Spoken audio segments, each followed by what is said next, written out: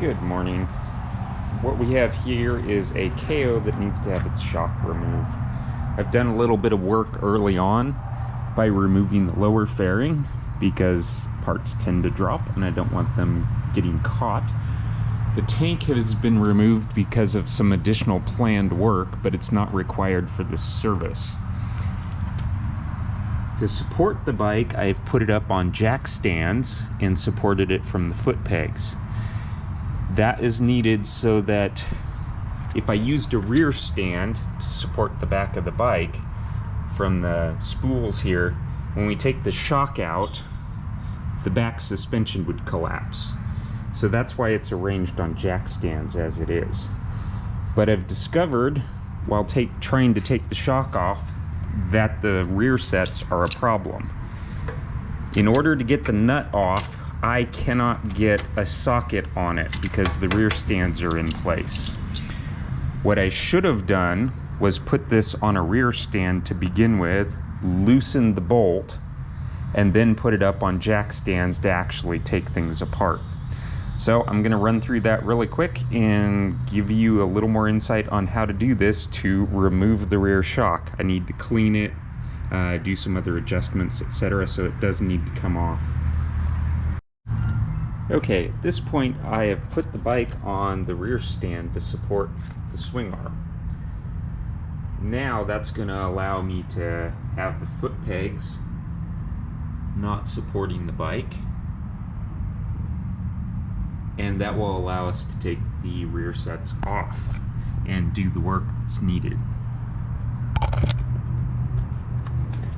So what I'm doing here is I'm going to take the bolt out. That fixes the rear set on. And I'm just going to tilt it out of the way. There's no need to take both bolts off. That's extra work. Now I can get in here with a socket on the shaft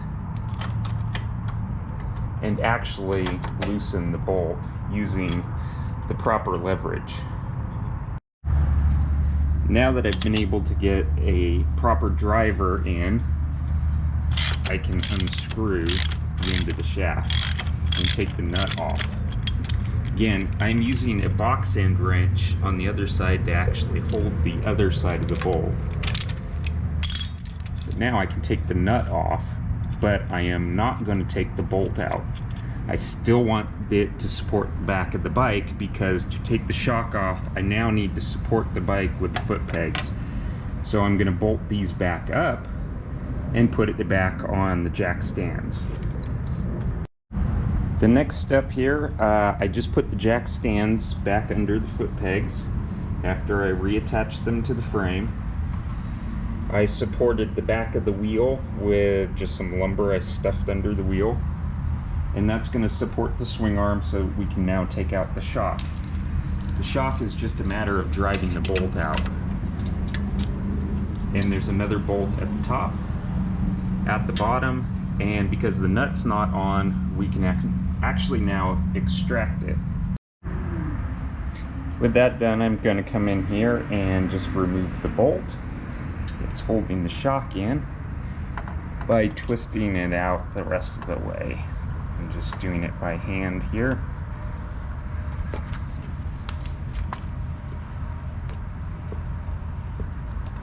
And because the back of the bike is supported, it's not going to completely collapse once we get the bolt out.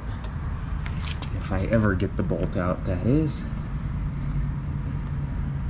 Why am I doing this by hand? Because the foot pegs on this side are also blocking access to the bolt.